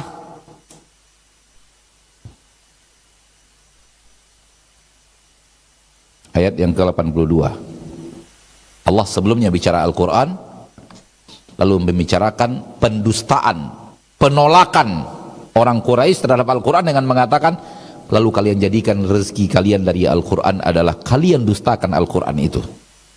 Coba lihat rezeki orang Quraisy dari Al-Quran, dia dustakan Al-Quran. Rezeki orang yang beriman, dia terima Al-Quran. Rezeki kalian terlalu naif berhubungan dengan Al-Quran. Terlalu miskin kalian berhadapan dengan Al-Quran, sehingga kalian jadikan rezeki kalian terhadap Al-Quran adalah mendustakan Al-Quran. Kalian adalah orang yang kelaparan berhadapan dengan Al-Quran, nggak dapat rezeki yang bagus. Allah menyebut rezeki loh. Soal menerima Al-Quran, mengimani Al-Quran, berjalan dengan apa yang ada di dalam Al-Quran, sesuai dengan Al-Quran, rezeki itu. Termasuk mendustakannya rezeki kalian, rezeki minus. Karena Al-Quran adalah sumber rezeki, namun rezeki untuk ruh, rezeki untuk hati. Maka sekali lagi bahwa hidayah itu pasti adalah rezeki, anugerah Allah Tabaraka wa Ta'ala, namun kita harus berlatih untuk melihat orang-orang yang berjalan di atas ketaatan kepada Allah, dia mendapatkan rezeki yang luar biasa, dia mendapatkan rezeki yang luar biasa. Mudah-mudahan kalimat berikut ini antum bisa fahami, antum bisa latih. Berusahalah untuk melihat orang yang sujud, yang sedang sujud sholat sunat, dia telah mendapatkan kendaraan yang jauh lebih mewah dari kendaraan manapun yang ada di permukaan bumi. Lihat orang yang di atas kendaraan mewah yang harganya mungkin puluhan miliar harga kendaraan itu. Lihat orang yang sujud, dia lebih dapat rezeki yang hebat daripada orang di atas kendaraan mewah itu. Berusaha melatih diri, melatih jiwa untuk itu. Karena memang pasti ini dapat rezeki, itu dapat rezeki, namun rezeki ini lebih afdal daripada rezeki tersebut. Qul bi fadlillahi wa bi rahmatih fabidzalika falyafrahu huwa khairun mimma yajma'un. Anugerah Allah dan karunia-Nya daripada hidayah dan ketaatan itu adalah sesuatu yang lebih baik daripada apa yang dikumpul-kumpul oleh manusia. Itu maknanya harta manusia ini ngumpul-ngumpul doang, menikmatinya nggak hebat, ngumpul doang hebatnya. Nah, silakan. Baik, barakallahu fiik, jazakallahu khairan Ustaz. Kita lanjutkan ke pertanyaan dari jamaah yang ada di Masjid Al-Hijrah. Assalamualaikum warahmatullahi wabarakatuh Ustaz. Waalaikumsalam warahmatullahi wabarakatuh. Ustaz, apakah konsep pemikiran kaya sebelum nikah itu salah Ustaz? Karena guru saya mengatakan nikah itu adalah pintu rezeki, dan banyak orang-orang sukses setelah menikah. Dan saya tidak setuju dengan perkataan guru saya tersebut Ustaz, karena banyak orang setelah menikah tidak berkecukupan harta dan hidup sengsara. Syukran Ustaz. Permasalahannya kaya itu apa sih? Apa sih yang dinamakan kaya? Terbagi dua lagi. Ada kaya zahir, ada kaya batin. Ada kaya zahir, ada kaya batin. Orang terlalu memfokuskan bahasannya kepada kaya zahir, namun yang batin lebih afdal. Oleh karena itu Nabi mengatakan kaya itu di sini, bukan di sini. Kaya itu di sini, bukan apa yang Anda punya. Laisal ghina an kathratil 'arad. Bukanlah kaya itu kamu punya banyak harta. Bukan itu yang kaya. Kaya itu letaknya di sini.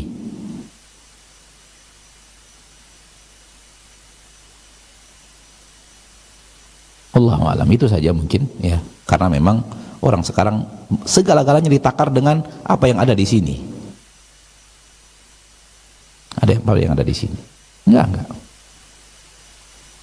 Nah. Baik, jazakallah khairan Ustaz untuk jawabannya. Semoga yang bertanya bisa paham dari jawaban Ustaz. Kita lanjut ke pertanyaan berikutnya. Assalamualaikum warahmatullahi wabarakatuh Ustaz. Semoga Ustaz dan tim senantiasa dijaga Allah Subhanahu wa taala. Mau bertanya Ustaz, sering memikirkan kerja Allah apakah akan membuat gila Ustaz? Karena ini sering saya alami. Bagaimana nasihat Ustaz agar saya tidak jadi gila Ustaz? Nah, yang tadi poin yang ketiga, putuskan keingintahuan kaifiat Allah, putuskan keingintahuan itu. Selalu istighfar, astagfirullah, datang astagfirullah, datang astagfirullah, a'udzubillahi minasyaitonirrajim, a'udzubillahi minasyaitonirrajim, minta perlindungan kepada Allah. Datang keingintahuan, minta perlindungan. Datang ingin memikirkan, bertawud kepada Allah tabaraka wa istighfar. Nanti mudah-mudahan iblis malas menggoda lagi, karena setiap saya goda dia istighfar, dia minta ampun kepada Allah, bertobat kepada Allah tabaraka wa taala. Iblis tidak ingin perbuatan dia membuat kita rajin ibadah. Maka mudah-mudahan dengan itu Allah takdirkan kita perlahan tapi pasti keluar daripada keingintahuan sifat-sifat dan memikirkan sifat-sifat.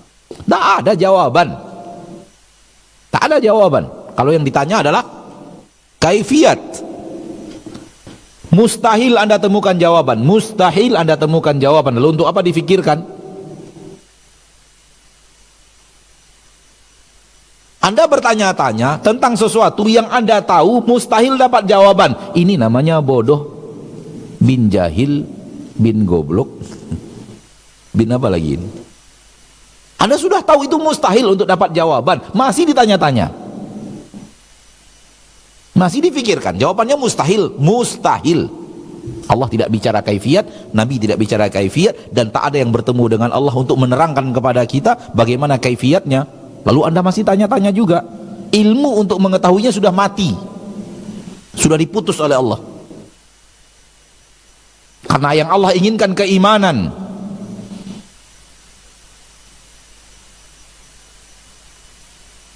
Lalu Anda masih ingin membuat jalurnya supaya tidak terputus. Akhirnya syaraf Anda yang putus. Iya kan? Itu dia, gila itu tadi.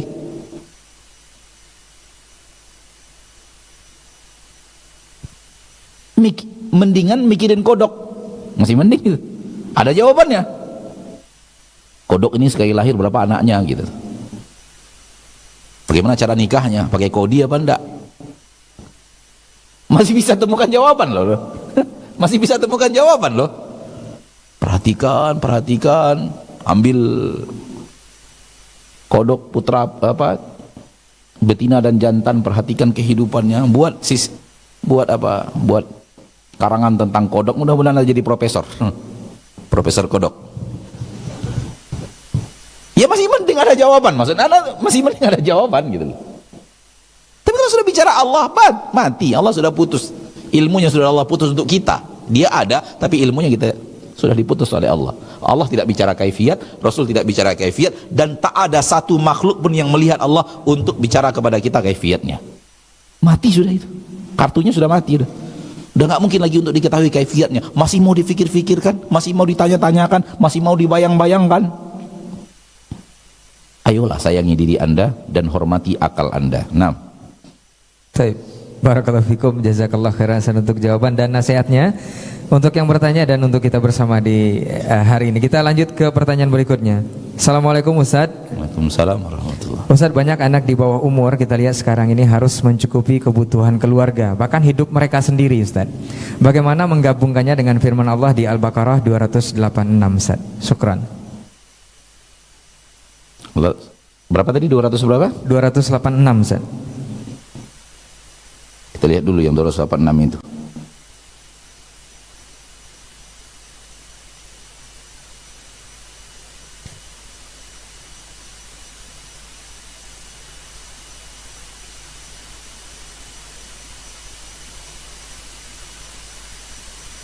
Ayat terakhir, la yukallifullahu nafsan illa wus'aha laha ma kasabat wa 'alaiha maktasabat. Allah tidak memberikan beban kepada sebuah jiwa kecuali sesuai dengan kemampuannya.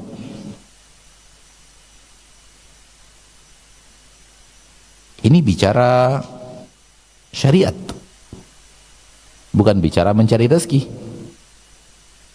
Ini bicara syariat, bukan bicara mencari rezeki. Allah tidak bebankan kecuali sesuai dengan kemampuan. Rasul kecil saja sudah pergi berniaga dengan pamannya. Rasul kecil saja sudah pergi berniaga dengan pamannya. Maka jangan dikaitkan bahasan ini dengan ayat ini. Wallahu alam. Dan kita kadang tidak tahu kepedihan orang itu kita anggap pedihnya sepedih yang kita rasakan kalau itu terjadi pada anak kita. Belum tentu. Belum tentu itu. Antum melihat sekarang anak-anak kecil di perapatan, di lampu merah, mencari duit dengan cara entah ngamen lah, entah apalah gitu ya. Antum pikirkan kalau anak saya kayak begini, alangkah sedihnya, alangkah menderitanya, alangkah ya atau tidak? Yang punya anak nih terutama kalau anaknya sedikit dimanja-manja lah, atau banyak dimanja. Yang Anda pikirkan itu belum tentu itu yang terjadi pada anak itu. Kalau antum tidak percaya, silakan perhatikan, duduk agak lama sedikit. Antum masih melihat anak itu ceria, cengkrama, ketawa, tak seperti di saat dia memelas wajahnya untuk dapatkan duit dari antum itu. Pas di kaca antum itu dia melas untuk kasih duit. Coba antum berdiri agak lama sih itu, perhatikan gerak-gerik anak itu. Bahagia kok. Sebahagia anak antum ketika antum kasih mainan di dalam kamar itu. Anak itu punya kebahagiaan yang luar biasa. Artinya kepedihan antum bayangkan itu nggak seperti itu juga yang dialami oleh si anak. Inilah maha kuasanya Allah. Oleh karena itu jangan suuzon kepada Allah. Kenapa anak kecil ini sudah harus masak, sudah harus begini, sudah harus mencari nafkah dan semacamnya. Allah maha segala-galanya, biarkan Allah yang mengatur. Nah, Taib, jazakallah khairan Ustaz untuk jawaban dan nasihatnya. Kita lanjut ke pertanyaan berikutnya. Assalamualaikum Ustaz. Waalaikumsalam. Ustaz, ana dan suami mohon doanya Ustaz. Kami berdua ingin pergi umroh di bulan Ramadan supaya mendapatkan pahala haji bersama Rasulullah SAW. Walaupun dari segi harta itu ana tidak punya, tapi ana dan suami hakul yakin saja Ustaz, Allah Maha Pemberi rezeki. Apakah ini cukup Ustaz untuk mendatangkan rezeki dari arah yang tidak diduga-duga? Syukran Ustaz untuk pencerahannya. Soal cukup nggak cukup, anda nggak tahu. Tapi anda sudah bagus mempunyai keyakinan, insya Allah suatu saat bisa berangkat umrah. Biarkan Allah yang mengatur. Entah datangnya 3 tahun lagi atau 30 tahun lagi. Nggak tahu kita, Allah yang ngatur. Tapi antum punya keyakinan yang sangat kuat untuk bisa ke sana, insya Allah di bulan Ramadan, insya Allah, mudah-mudahan. Namun jangan target harus tahun depan, 2 tahun lagi harus kecapai. Yakinlah bahwa Allah Tabaraka wa Ta'ala maha mengatur segala-galanya. Mudah-mudahan entah 15 tahun yang akan datang, atau 5 tahun yang akan datang, atau tiba-tiba diajak, kita juga nggak tahu, tiba-tiba ada orang yang prihatin dengan anda dan ngajak anda umroh, seperti penjual teh. Dia nggak arah ke sana, tapi Allah beri rezeki. Apakah hidup antum akan seperti dia atau tidak, kita juga nggak tahu. Intinya adalah lakukan apa yang bisa anda lakukan. Urusan pengaturan serahkan kepada yang maha mengatur. Jangan masuk ke dalam kancah mengatur, tapi masukkan ke dalam kancah berusaha, karena kemampuan kita adalah berusaha, bukan mengatur. Nah, Taib, jazakallah khairan Ustaz untuk jawaban dan nasihatnya kepada yang bertanya mengenai pertanyaan umroh ini. Satu pertanyaan terakhir sepertinya Ustaz. fadal. Masih terkait masalah rezeki. Assalamualaikum Ustaz. Waalaikumsalam warahmatullahi. Ustaz, ana mau bertanya. Kita yakin dan percaya bahwa Allah Maha Pemberi rezeki. Pasti. Tetapi ketika ada masalah, bahkan ketika harga-harga naik, kita di rumah juga sering khawatir Ustaz, bagaimana rezeki besok dan bagaimana akan membeli kebutuhan pokok. Apakah ini termasuk lemahnya iman dan tauhid? Bagaimana meningkatkannya Ustaz untuk tidak berpikiran seperti itu lagi? Jazakallahu khairan Ustaz. Nasihat Imam Syafi'i. Nasihat Imam Syafi'i, "Idza ghala 'alayya syai'un taraktuhu." Apabila sesuatu menjadi mahal bagi saya, maka saya tinggalkan dia. Saya tak punya keinginan untuk memilikinya. Nasihat Imam Syafi'i dalam sebuah syair beliau, idza ghala alayya syai'un taraktuhu, apabila suatu benda menjadi mahal untuk saya, caranya adalah saya tinggalkan. Saya nggak mau punya dia, saya nggak mau bayang-bayangkan punya dia, saya tinggalkan. Bukan bagaimana caranya supaya dapat itu walaupun mahal, bagaimana caranya supaya dapat itu begitu mahal, insya Allah hidup menderita. Justru kalau mahal, tinggalkan. Hilangkan keinginan untuk memiliki, hilangkan keinginan untuk punya, hilangkan keinginan untuk memikir-mikirkan. Mahal beras, ganti dengan yang murah. Apa yang murah? Ubi, yaudah makan ubi kita rame-rame. Toh pada dasarnya juga karbohidrat, ya kan? Mahal cabai, ya sudah jangan beli cabai. Main kecap aja kita 1 bulan ke depan. Hah? Tapi kita maksain kehendak gitu loh. Kita maunya makan harus pakai cabai. Cabai mahal sekarang, payah kita belinya. Pokoknya harus cabai juga walaupun mahal. Nah, itu yang jadi kita menderita itu. Kalau sudah mahal saya tinggalkan. Seperti antum sekarang tak punya keinginan punya satelit. Sehingga satelit yang mahal itu bagi antum murah. Kenapa? Antum tak punya keinginan untuk memiliki. Cobalah. Praktekkan hal yang sama kepada cabai di saat cabai mahal. Tak ada keinginan, udah tinggalkan keinginan untuk makan cabai. Nikmati apa yang Allah rezekikan kepada kita sekarang. Bersyukur kepada Allah dengan masih ada beras, masih ada ubi, masih ada. Begitu cara hidup. Apa yang ada dinikmati, yang tidak ada jangan dibayang-bayangkan, sehingga yang ada menjadi hilang nikmatnya. Penyakitnya kan begitu. Perhatikanlah. Yang tidak ada pada dibayang-bayangkan, andai, sehingga hilanglah nikmat yang ada sekarang. Sekiranya kita tidak bayang-bayangkan itu, akan terlihat nikmatnya yang Allah berikan kepada kita sekarang. Mahal barang-barang, ya sudah, jangan beli. Saking mahalnya jangan beli. Kalau antum jalan di jalan Pekanbaru, Sudirman, antum melihat gedung yang sangat tinggi. Antum kan nggak pernah punya keinginan punya gedung yang setinggi itu kan, sehingga gedung itu bagi antum nggak pernah memusingkan pikiran antum, karena antum tak ada keinginan punya gedung setinggi itu. Tak pernah antum bayang-bayangkan, andai saya punya gedung setinggi ini, bagaimana cara mendapatkannya, bagaimana cara meraihnya, bagaimana saya punya, bagaimana nggak punya kan? Sehingga barang itu bagi antum bukan terlihat mahal, karena antum sudah tinggalkan. Lakukan hal yang sama kepada benda-benda yang tadi ditanyakan. Sudah mahal, ya biarkan, sudah kan jual sana, saya nggak mau beli. Saya menikmati apa yang bisa saya dapatkan saja.